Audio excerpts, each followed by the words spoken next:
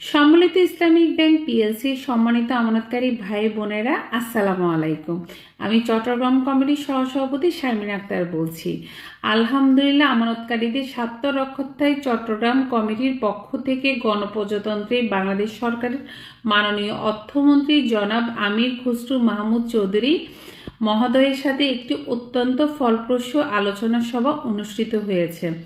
মাননীয় মন্ত্রী মহোদয় আমাদের আশ্বস্ত করে জানিয়েছেন যে আমানতকারীদের স্বার্থ সুরক্ষায় অর্থ মন্ত্রণালয় নিরলসভাবে কাজ করে যাচ্ছে।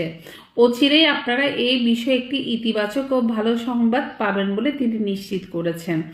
আজকের এই গুরুত্বপূর্ণ প্রোগ্রামে চট্টগ্রাম কমিটির সম্মানিত নেতৃবৃন্দ সহ অন্যান্য সদস্যগণ উপস্থিত ছিলেন। আমানতকারীদের অধিকার আদায়ে আমাদের এই প্রচেষ্টা অব্যাহত থাকবে ইনশাল্লাহ। ধন্যবাদ দেয় চট্টগ্রাম কমিটি।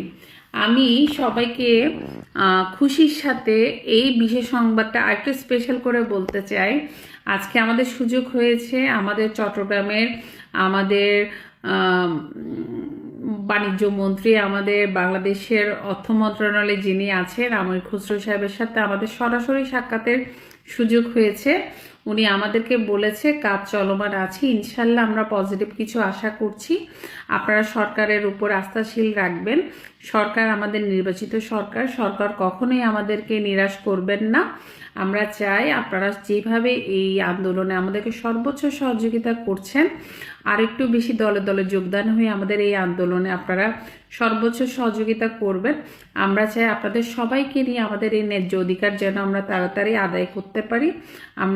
আমরা খুব সফলতার সাথে সামনের দিকে এগিয়ে যাচ্ছি। ইনশাল্লাহ সামনে একটা ভালো দিন আসছে, সেই দিন পর্যন্ত আমাদের অপেক্ষা করতে হবে। সবাই ভালো থাকবেন, দোয়ায় রাখবেন। আল্লাহ হাফেজ, আসসালামু আলাইকুম।